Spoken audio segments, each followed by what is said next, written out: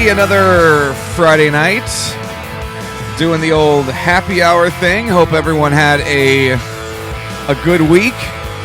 Hope everyone is ready for the weekend and hope everyone is ready to chat a little bit. We're going to open the phone lines up here in just a little bit. You'll be able to call 484-525-0855. That's 484-525-0855. Since it's a happy hour, I do have a beverage handy, and I am ready to go. And the beverage tonight is from a local distributor. I didn't go local beer tonight, but the reason I went with this beer is because of a local beer that I had numerous times from our friends over at Chatty Monks. Their collab, which is what all the cool kids say, with Free Will. I think it was Free Will. I might be wrong, but I'm pretty sure. It was Free Will. But their collab, which was called Race Against Time, which was kind of an orange cream sickle IPA. Gosh, it was so good. It was just so stinking good. And I miss it. I miss it whenever they're not making it. So I saw One Stop Beverage, not too far from where I live, put up this post about a new beer they had coming in called Bolero Snort Brewery, and it is their OVB Orange Cream Pop. So I wanted to go ahead and give this a try. It's an India Pale Ale IPA with orange, vanilla, and milk sugar. So I've been looking forward to trying this. I went ahead and picked it up on the way home, and it smells fantastic. If you like orange in your IPA, it smells wonderful. So very good. I will say this, and I'm not just kissing the backside of our friends over at Chatty Monks.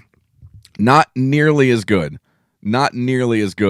as what Chatty Monks delivers on a regular basis as far as their Race Against Time.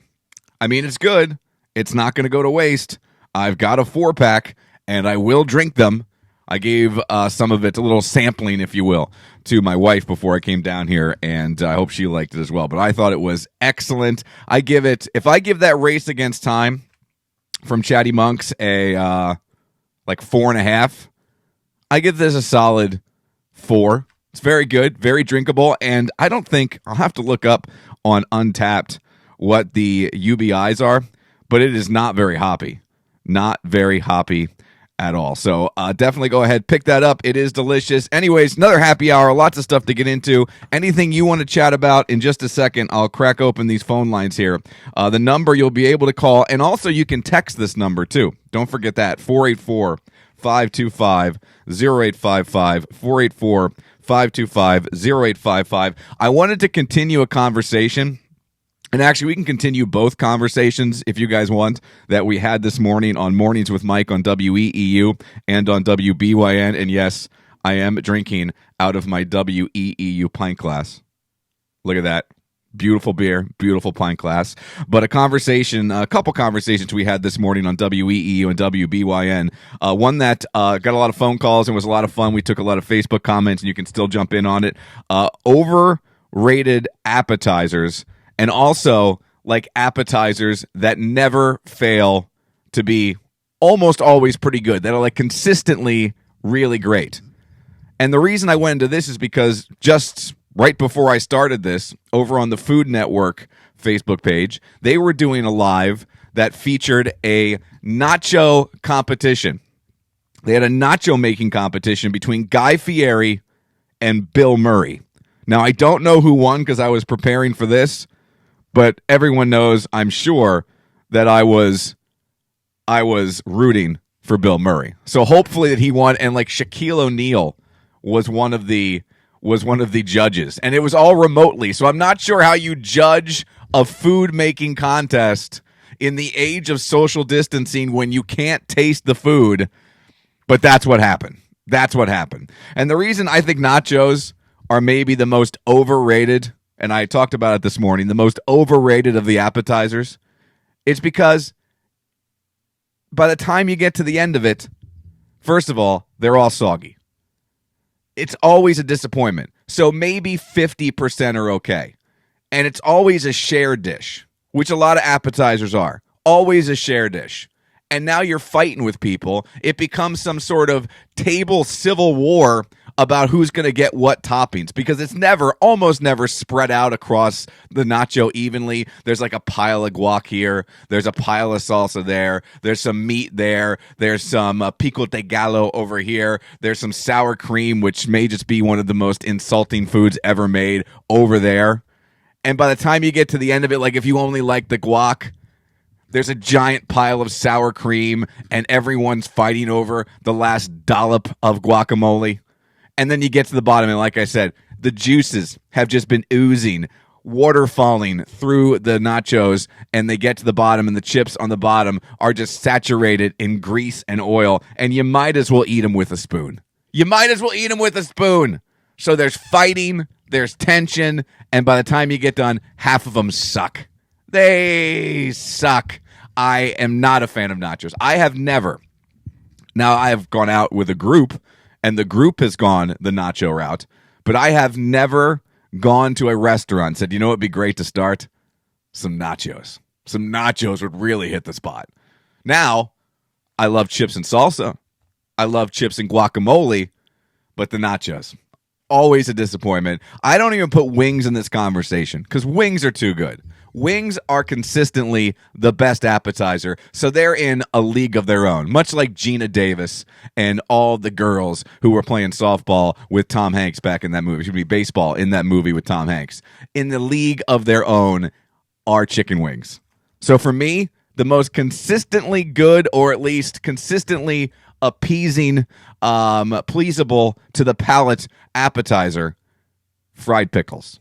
I love me a fried pickle. Now, there is the danger with the fried pickle that the fried pickle and the breading will not like meld together, and then you'll take a picture, a big bite, especially if it's a spear, and the entire pickle just comes out, and then it's a giant disappointment. So, if you guys want to jump in on that, most overrated appetizers, and then the one that you like consistently the best, it's happy hour time. So, with your beverage, you might need an appetizer, get that base for when you're having your beverages. And then also, if you would like to defend nachos, if you are a nacho apologist, which is what I called Noel Acosta this morning, a nacho apologist, and I stand by it. If you're that nacho apologist and you would like to defend the honor of nachos, I would be happy to take your call when we open up the phone lines here in just a second. And again, 484, write it down, 525-0855, 484-525-0855. And also, I saw this conversation that has been taking place on Reddit and on Twitter, and I took some notes. They are asking, and this is from Rotten Tomatoes a little while ago, who is the most unlikable TV character of all time? Now, I think they're going with just who were you supposed to hate? Because there's people on TV shows, whether it's a drama or a comedy, that they're the antagonist. Like, you're supposed to not like them. That's the bit. There are other characters which you're supposed to like, and you end up hating them because they're so annoying. So I think they're talking about the characters that we're supposed to hate. I think those are the ones that they're referring to on this list. But I also made a list of characters that you're not supposed to hate, and I hate them. I can't stand them. And it's to the point where those characters make you want to turn the channel. Even if they're the bad guy and they make you want to turn the channel, that's not a good thing. You're supposed to want to hate them. You're supposed to watch to hate them. You're not supposed to see them on your screen, cringe, and then grab the remote and start flipping around. So, most hated TV characters of all time, something else we can get into. You can also comment. And again, going to open up the phone lines here. That number, 484-525-0855, 484-525-0855. We'll hang out here for as long as you guys want to chat. If it's just a little bit, then we'll just do a little bit. We've had fun with these the last handful of weeks. I think this is the 5th week that I've come down here into the old basement studio, fired up the iPad with the Google Voice on it, and took some phone calls. So again, 484-525-0855. We can do the appetizers thing, most overrated, or you're a nacho apologist, or just what you want every time you go out. What you look for. Is there a certain appetizer? And I don't think wings can count. They're just too good. Wings are consistently not just a great appetizer, but let's face it, a fantastic meal.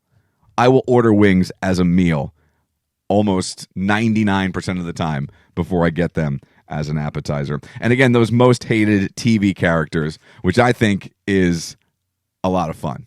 Now, what I kind of did as far as making my list, the right kind of hate.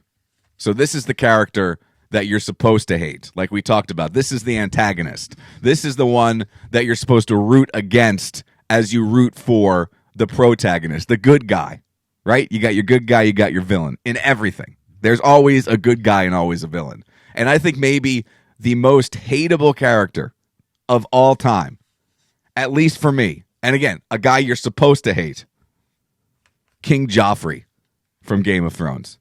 And as I was scrolling through some lists that were out there, I think King Joffrey was the only character who consistently made the list, who consistently was like, yeah, everybody despised that guy. And now you wonder, when you see a character who's like universally hated like that, you wonder, like, is his life hell? Does everywhere he go, and I think most people are smart, but does like 1 out of 10, 1 out of 15, 1 out of 20 look at him and still, just from looking at the actor, still feel that same hatred, that same anger, that same I want to get you type of feeling for the actor himself, not really putting together that that's not King Joffrey. It's not King Joffrey, people. Let's leave him alone. But there has never been a character who I don't think more people have been happy when they bit the dust than King Joffrey. He was just the pits. Just the pits. But that was his job. His job was to be that unlikable. I mean, it looked like it came very naturally. I will say that. I'm sure he's a stand-up dude. I'm sure he's fine. I'm sure he's okay. But man, he just seemed like the worst. Like quite literally the worst. If you have a character, you want to share it, comments, text, phone number 484-525-0855. Who is your most hated TV character, and hate the right way? I also have a character who I hate, and you're not supposed to hate her, and she makes me want to change the channel. In fact, the last 2 seasons of this show, I watched in spite of this character, and she's the lead character. She's the main character. She's on screen most of the time. And I'm talking about Carrie Mathison on Homeland. And I don't know if my wife hates her. I don't know if my wife despises her or has the same kind of feelings that I do, but I do know that my wife does not like her. Is not a fan. This is a character who consistently was supposed to be like the best CIA field agent and always made the wrong decision. Always did the wrong thing. And then if that wasn't bad enough, I don't know if there's ever been a more unlikable face than the Carrie Mathison cry face. The Carrie Mathison cry face, every time it came on, I mean, it took everything I had not to leap for the remote, not to jump across a sofa for the remote, to just fast forward whatever just horrible horror, terribleness, awfulness, crappiness she was going to put us through. She was the worst. And I know that show, thank goodness, ended. Thank goodness came to an end at the end of this past season, which just wrapped up on Showtime. But I loved Mandy Patinkin's character. I love Saul. And there have been some great other characters who, by the way, let's face it, Carrie got killed, who have come and gone along the way. Let's face it, they're no longer with that world because Carrie Mathison did something stupid and got them knocked off. She's the worst. And she's supposed to be the protagonist. She's supposed to be the good guy. And if you hate the good guy, that's not a great thing. Now, I didn't hate her early on, and maybe that's the key. Maybe that's why I stuck with it. Maybe that's why I was able to get through to the end of the seasons. And maybe that's why I finished it. I was pot committed, as they say in the poker world. I was all in at that point, and I was riding it out. I was too far engaged. They had me too much time was spent with that show to not just try to finish it out and see where it all ended. And, you know, I'm kind of glad I did, because once you start series, it's always nice to finish those series. So I wasn't bummed that I watched it, but I was also very happy when it came to an end, and I didn't have to deal with Carrie Mathison any longer. And if they want to come up with a Homeland spinoff or a prequel somewhere we can go without Carrie Mathison, I will watch it. A couple people throwing up some of their disliked characters on the chat here. Let me just look here. Let me go by. Kate says, yes. Hi, Kate. By far the worst villain ever. I think she's referring to Joffrey. Yeah, he was the worst. And you said he stopped acting. So you think he's just the pits. You think personally that guy just sucks. Would not surprise me. Janice says, Joffrey's mom. Yeah, Cersei. But Cersei was hateable, but I don't know if she was anything compared to Joffrey.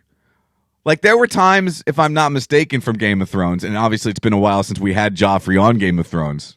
It's been a while since we have anybody on Game of Thrones. But, like, there were times that even Cersei looked like she was afraid of Joffrey. You know? So when you have maybe at the end of the day, the biggest villain when that show ended in Cersei scared of you, you're not a great guy. You're not a really good guy. Todd says, well, hello there, Todd. I would go, Ramsay was the pits too. Ramsay was the pits, but he was no Joffrey. Although, I guess it depends who you ask. If you ask some of the people who have had run-ins with Ramsay, they probably have a different answer than I do with Joffrey. Todd from Breaking Bad, that is one of my embarrassing TV shows that I've never watched. I really have to watch it, but I'm so far behind on it now since it's over that I'm kind of just intimidated to jump in. I'd rather re-watch shows that I like and kind of just muddle my way through them at no particular speed than go ahead and like intently watch Breaking Bad, which I know is terrible. And also, by the way, the last show someone told me, and like everyone universally told Julie and I, was really good and we'd love it. We watched The Wire. We got through 2 seasons and couldn't stomach anymore. We are in the minority of people who don't like The Wire. In fact, we stopped watching it. We hated it. There were some characters in there that were cool. Like anytime you can watch Idris Elba, I'm in. Great actor. But I just couldn't watch anymore. And there's not even a little bit of me that wants to go back and get into the Wire again. Kay said, still talking about Carrie Mathison, I think, definitely ticked me off a lot, but I love that they made her unlikable at times. At times, she was unlikable for 3 seasons, maybe more. The final 3 or 4 seasons, she was unlikable. She was, even the terrorists, you're like, well, you know, I'm sure they love their family. Meanwhile, Carrie, not talking to her daughter, not talking to her sister, and giving the googly eyes to the Russian guy who kidnapped her and tortured her. So, yeah. Yeah, at times, she was a little hateable. Kate says, I know I'd like Breaking Bad.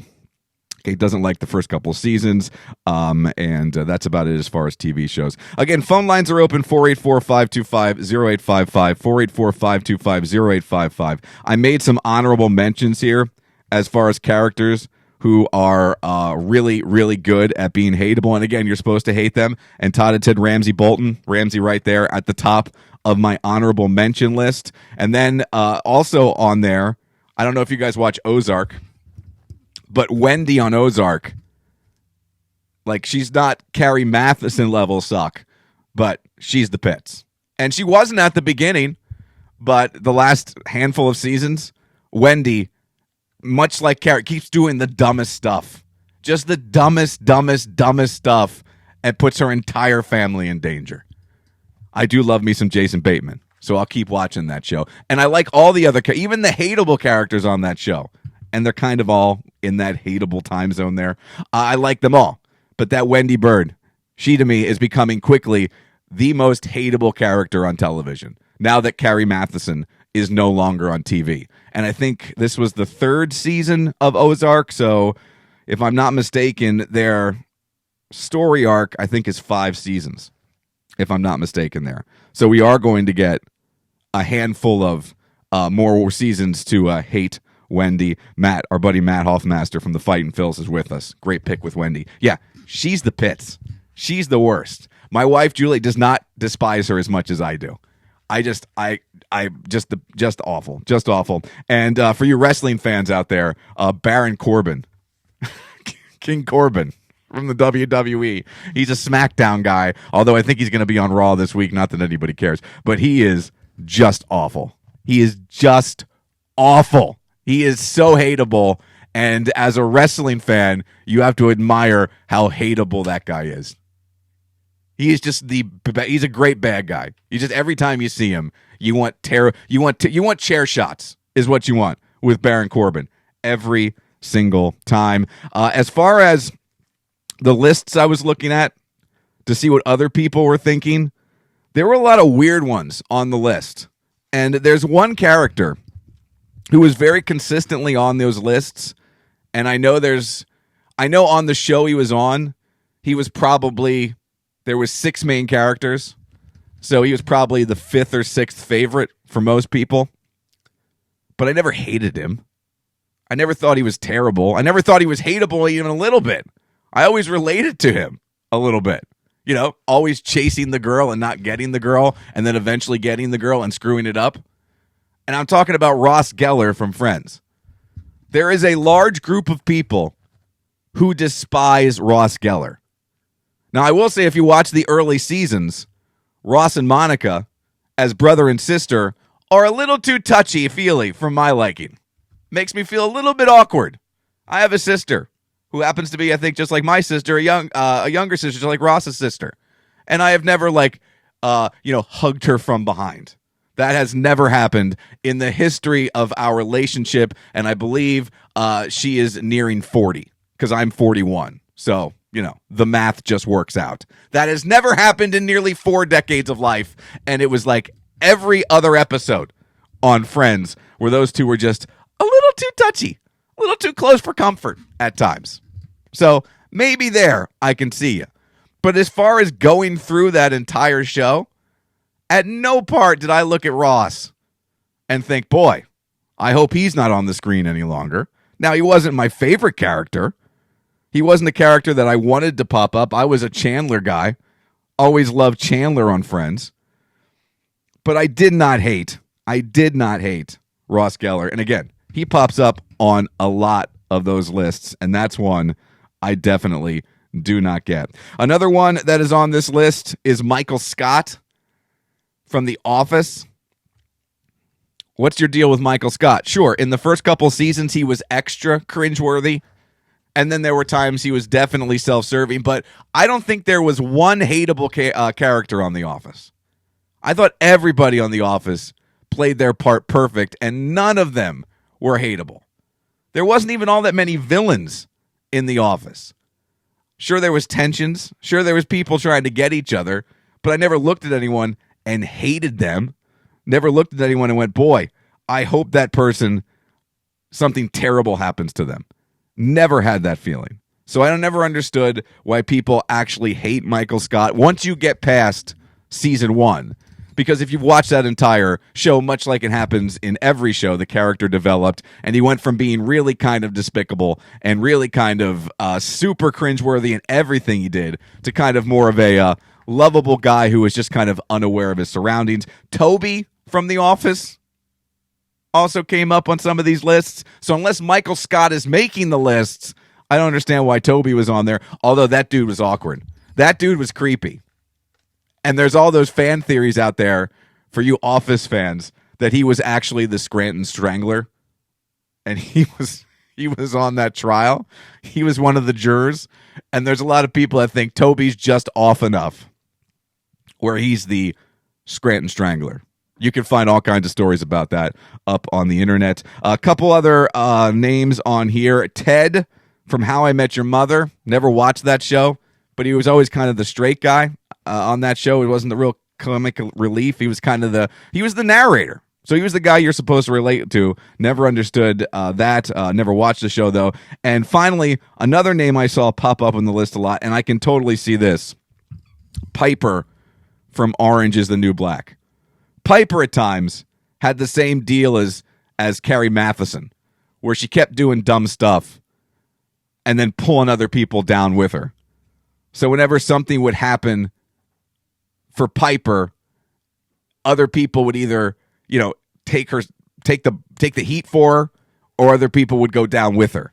So it was never a good scene. Then at the end, I'm not going to complain about it at the end, but at the end, like, she's the only one who seems to semi be doing okay, which, is kind of a bummer. But Piper was also on that list. So do you have an all-time hateable TV character? Again, we do have a phone line. You can call or you can text 484-525-0855, 484-525-0855. I'm drinking this, I forget the brewery already. Bolero Snort Brewery. Very interesting name for a brewery. Brewed and canned at their brewery in Carlstadt, New Jersey. So a Jersey beer, and it's very good. Again, I got it because I really like the Race Against Time collab that Chatty Monks puts out on occasion, and unfortunately, that's like very rare that comes out. I think they've only put it out 2 or 3 times, and this is the closest thing I've seen come around in a while, and it is pretty close. Not quite the same, but it is pretty close. If you are on the internet, and I know you are because you're sitting here watching, earlier today, for you American Idol fans, we had Louis Knight on, and Louis Knight is one of the final 7 for American Idol, which has their live finale coming up this Sunday night. I think it's 8 o'clock, 8 to 10, and they're doing the whole at-home thing, so it's been kind of interesting. I watched Louis' performances online the day after, and he does a fantastic job, and I'm thinking, we all agreed, Noel, Steph, and myself, and, he seems pretty confident he's going to get into the top 5, and then hopefully he'll be the American Idol. We've had him on the show 3 times now. He's been really, really generous with his time during what I'm sure is the busiest time of his life. So if you want to hear that pre-finale interview, it's up on the station Facebook page, facebook.com/830amweeu, facebook.com/830amweeu, or you can go to 830weeu.com, click on programs, go to the Mornings with Mike page, and you will find it up there. Again, we could have had on the next American Idol 3 times over the last 6 months or so, which I think is pretty cool. And he, again, super nice guy. And if you watch one of the videos, because they're doing the at-home thing, and he was telling us how they've basically had to become production designers, production directors over these last 4 or 5 weeks as they come up with at-home stuff. So not only are they having to learn their songs, not only are they having to, perfect their craft so they can win this singing contest, but they're also designing their own sets. They're also making sure their own lighting is correct. They're also, putting the work in not just to design the set, but to make the set ready, build it. So their background is just as good as their performance when it comes time for them to perform. So it was pretty interesting. He did one of the songs. It was Disney Week, I think, and we played it today coming into his interview. It was Can You Feel the Love Tonight from The Lion King, and he did it out in his back porch. Now, I don't know what the deal was.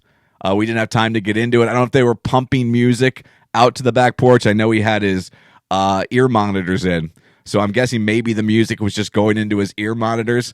But, if you're one of his neighbors, if you're one of those people, it looked like there was a lot of houses around him, you had a front row seat there to watch somebody filming American Idol at their house, which, let's face it, I don't know how many people are going to get to experience in their lives. Steve just came in and he said, "Yeah, King Joffrey. Yeah, King Joffrey. We were talking. He's my number one.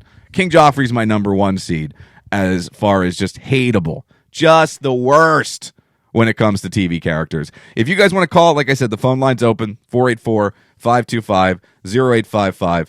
484-525-0855. No fun, just listening to me gab away. So if anybody wants to jump in, feel free to do so. Another conversation we had this morning on Mornings with Mike that I know a lot of people were taking part in. I saw this list, speaking of TV shows, the 7 everyday phrases that people use a lot that actually came from Seinfeld.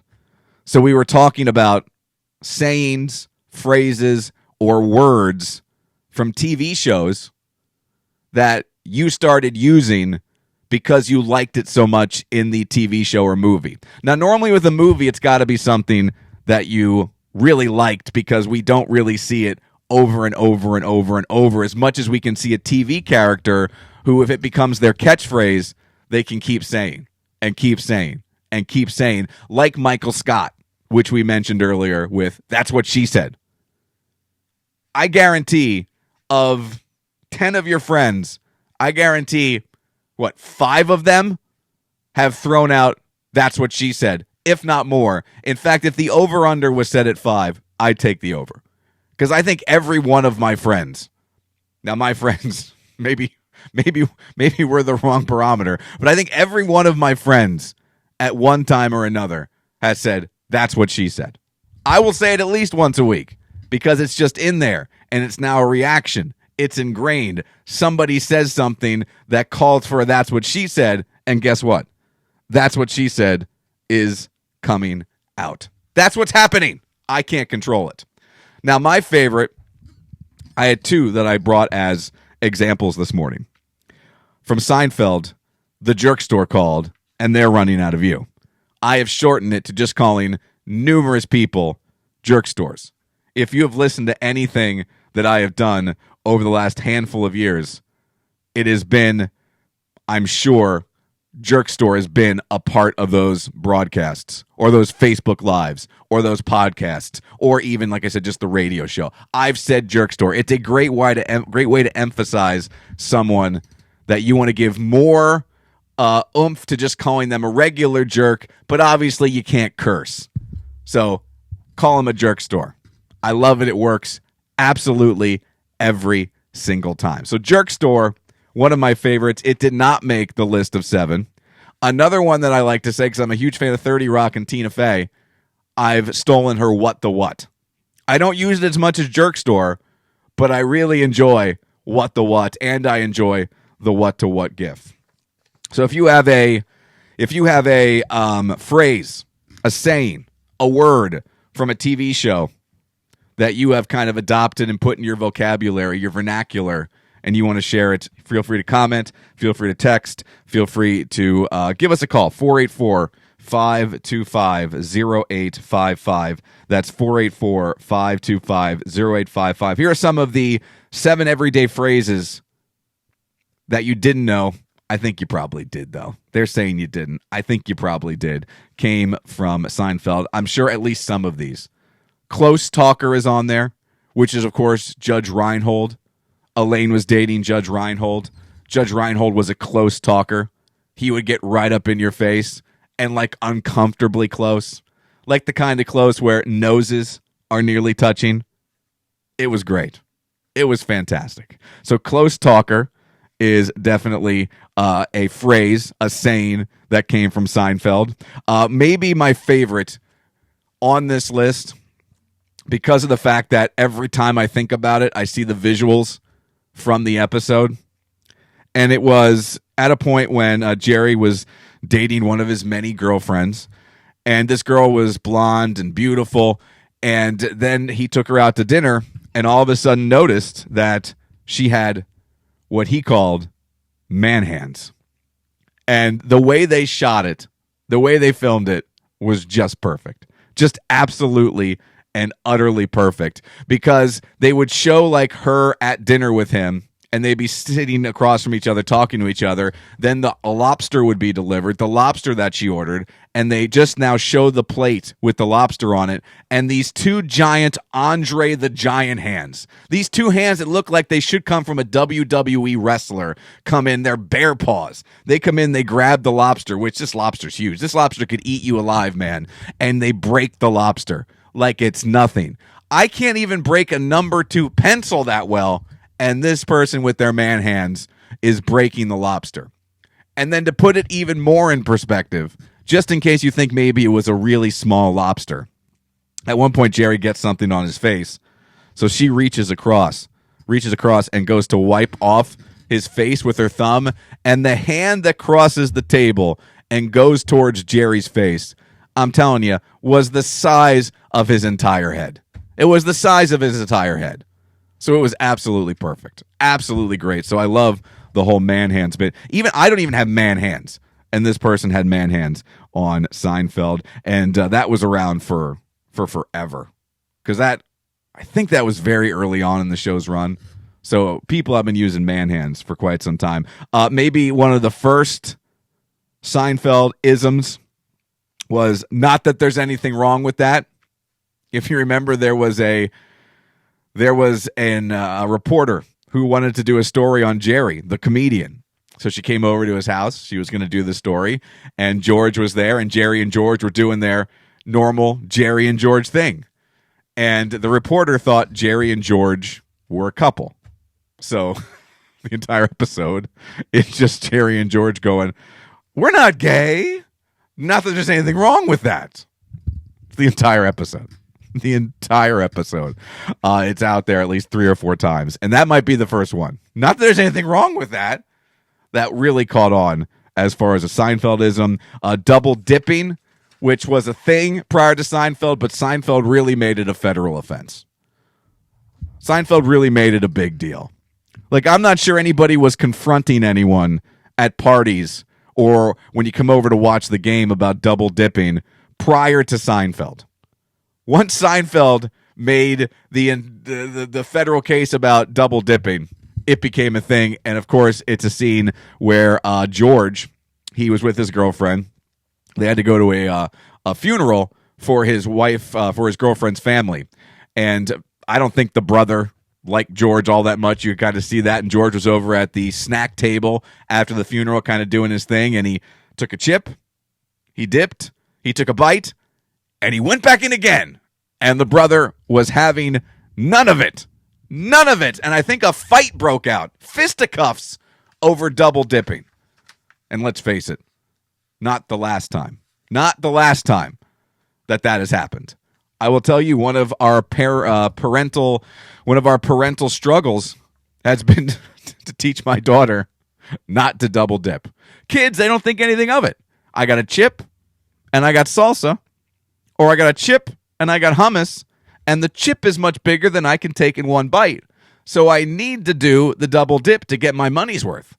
And we've let her know, look, at the very least, even if it's just family, a good habit to get into is rotate the chip. At least put the side of the chip into the dip that hasn't been in your mouth. Let's at least meet there. We'll meet in the middle. I mean, in a perfect world, let's put some dip on a plate, and then we can all just do our own dipping. You can double dip to your heart's content.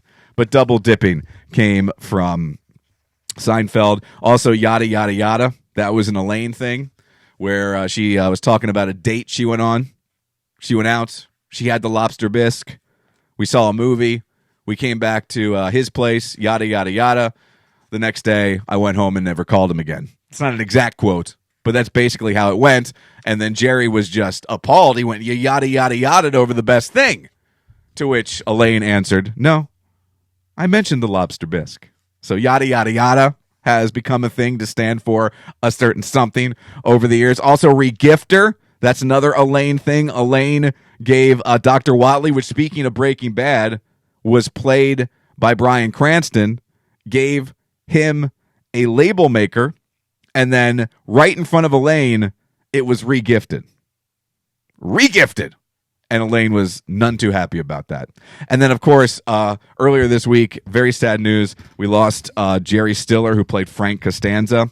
And Frank had maybe a line that will live in infamy. A Festivus for the rest of us. One of the most famous lines. So great. So great, whether you want to celebrate Festivus or not. A Festivus for the rest of us. And we had one of the writers on that show, on the morning show, because he came up with a new show along with his brother, Bruce Brothers, on Netflix, and he told us the whole story behind Festivus and just how great it was, and how it was actually one of the other writers' holidays that his family had made up. Now, they didn't have an aluminum pole. I'm not sure if they actually had feats of strength, but I think he did mention that they actually did air grievances. I got a lot of problems with you people. So that's the list of 7 phrases that are used a lot in everyday life that came from Seinfeld. And I was very, very happy, very excited to see that list. And Steve says, no soup for you. Yes, the soup Nazi. That's perfect, too. There's a lot of people who use no soup for you. That didn't make this list, but that's, like, if that's not in the top 7, that's in the top 10 to 15 for sure. And even if it's not the best, no soup for you, you could argue it's the most recognizable after a Festivus for the rest of us. If you made me rank which is maybe the most recognizable that even a Seinfeld fan would know, or a non-Seinfeld fan would know where it came from, I think I'd go Festivus for the rest of us. Even if you haven't watched an episode of Seinfeld, you probably know where that came from. And then no soup for you. Probably a close second. That might be the second most famous actual saying from Seinfeld. If you have one you want to throw in here, 484-525-0855, 484-525-0855. Phone lines are open. I'm going to get to finishing some beer, then I think I might bail on out of here. You can always phone us or text us. That's up to you guys. Last thing I wanted to dive into here. It came out earlier this week. Joe Buck was on the Sirius XM radio program of one Andy Cohen. And I don't know how they came into the conversation. I'm sure it was just talking about the possibility of broadcasting games without anyone in the stands. What's that going to be like? And Joe Buck, now I don't know if this is something they're really going to do. I have kind of come up with a theory. Either it was from the network, or maybe Joe Buck doesn't like the idea and he wanted to take the public's temperature on this decision.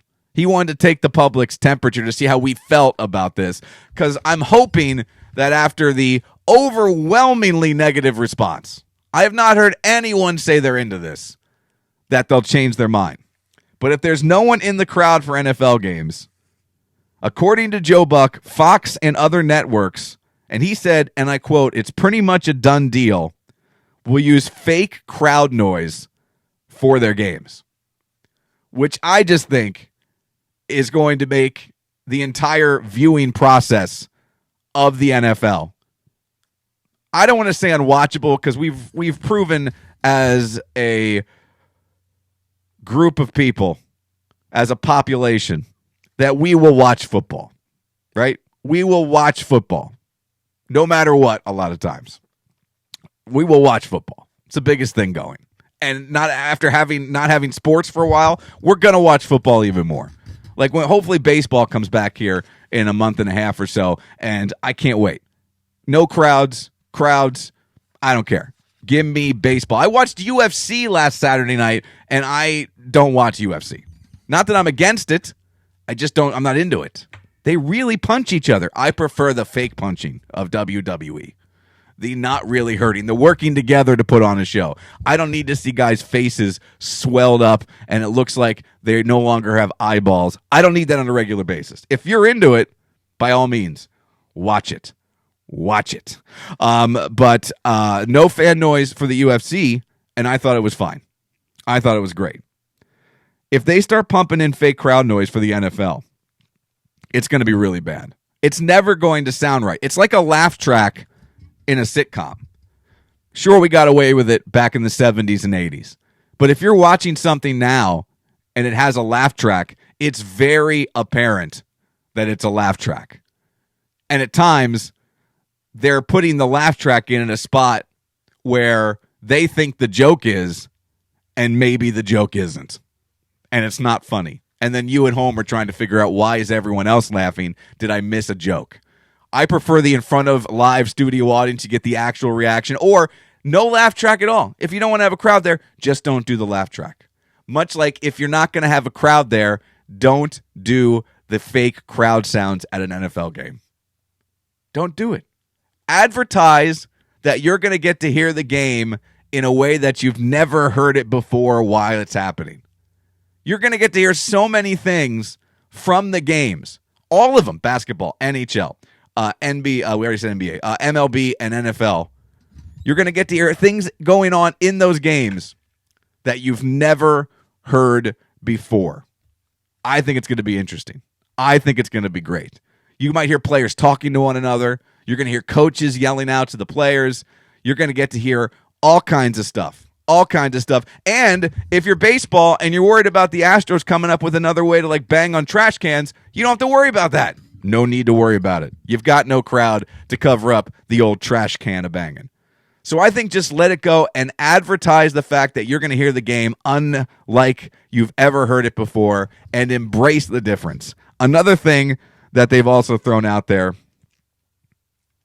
is the fact that they might put CGI fans in the stadium. They might use virtual fans. And again, there's just no way it's going to look right. It's just not going to look right. Stop trying to gimmick it up. Just give us the sport. We just want the sport. We just want something to watch. Come on. Do it. Do it. Please. Don't put the fans. And the only way I'm going to be behind virtual fans is if you make it into something silly. Now you got to entertain me with it. If you're the NFL, I want that big, giant, dumb robot that's always dancing around. I want him out there in the stands, maybe selling popcorn. And I want you to, somewhere in the thousands of fake people that you're throwing into that stadium, I want you to hide Waldo. Give the kids something to do. Give the kids something to do while they're watching the game with Dad. Find Waldo. You know? Make it a game. Make it a contest. Going back to these sayings, words, phrases from TV shows. Giggity, giggity. That's a good one. Swing or double swing. Giggity, giggity from Family Guy. Swing and double swing from Wayne's World. We also have... That's gold, Jerry. Gold. That's a good one. That was Banya, if I'm not mistaken. Banya from Seinfeld. So there's lots of good ones out there. Lots of good ones out there. But yeah, I am totally and utterly against the crowd noise. And that's what makes me wonder, because you think they'd throw it out there and talk to some people, workshop it a bit. Heck, if they're going to put out a movie, they show it to a focus group and they see what people think of the movie, and they've done whole reshots because a group of like 20 people didn't like the ending for the movie. Why don't you get a focus group together of sports fans and be like, what do you think of virtual fans in a stadium, and what do you think of fake crowd noise? Because if you got 10 to 20 of them, I'm feeling 80%. I'm very confident that 80, 75% are going to say, knock it off with the fake crowd noise. They're going to say, stop it already. We don't want it. We don't need it. Just give us our game. And so I wonder if this is just a way to put it out there and just to see what people think. Like, it's far enough away from the start of the season, if we get a start of the season, knock on wood, that if Joe Buck is sprinkling this out there, sprinkling out the breadcrumbs, if Joe Buck's doing that, by the time September rolls around and we get live NFL games on the networks, not just preseason games, and again, this is all a big if, who knows? They might have fans in the stands too, who knows? All hypothetical.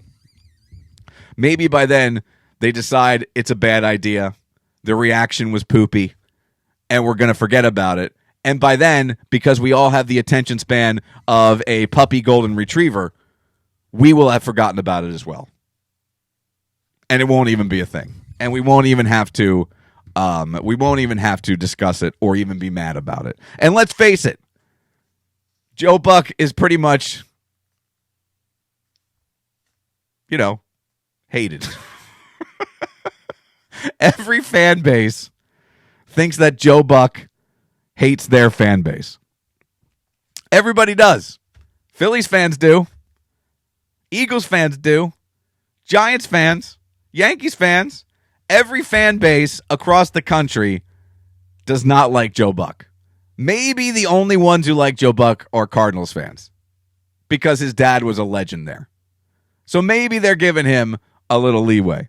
But everybody else hates Joe Buck, so maybe the best sacrificial lamb is Joe Buck. Have Joe go out there and float this idea on a Sirius XM show. Because despite the fact that it wasn't a sports show, it was the Andy Cohen show, people are still going to find out, social media.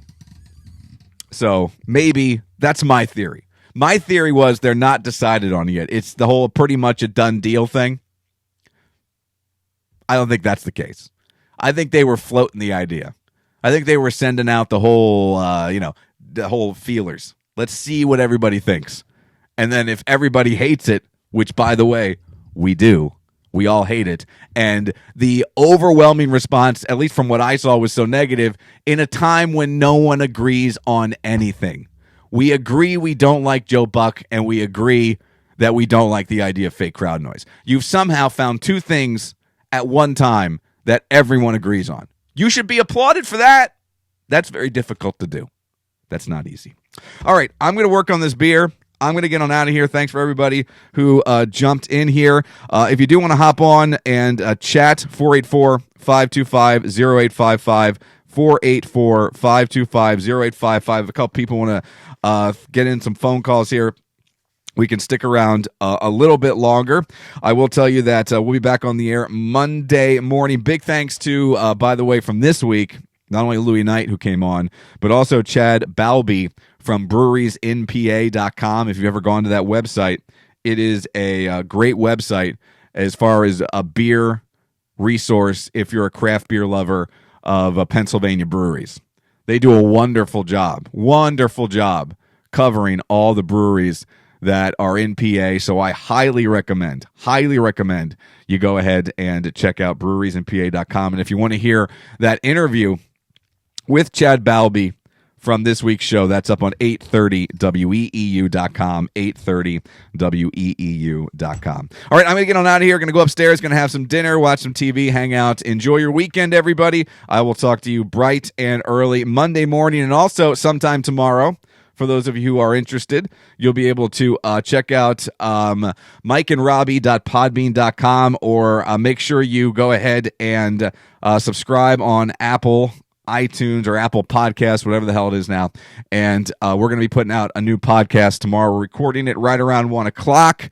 And I would say we will probably post it prior to 3. So the plan is record at 1, it'll be up by 3, so you'll have an hour of myself and my pal Robbie being dopey up on the podcast and having some fun. So that's what's coming up tomorrow. And again, I'll talk to you on the airwaves Monday morning. So big thanks once again to everybody who spent some time here, who hung out. We will perhaps do it again next Friday night here on my old Facebook page.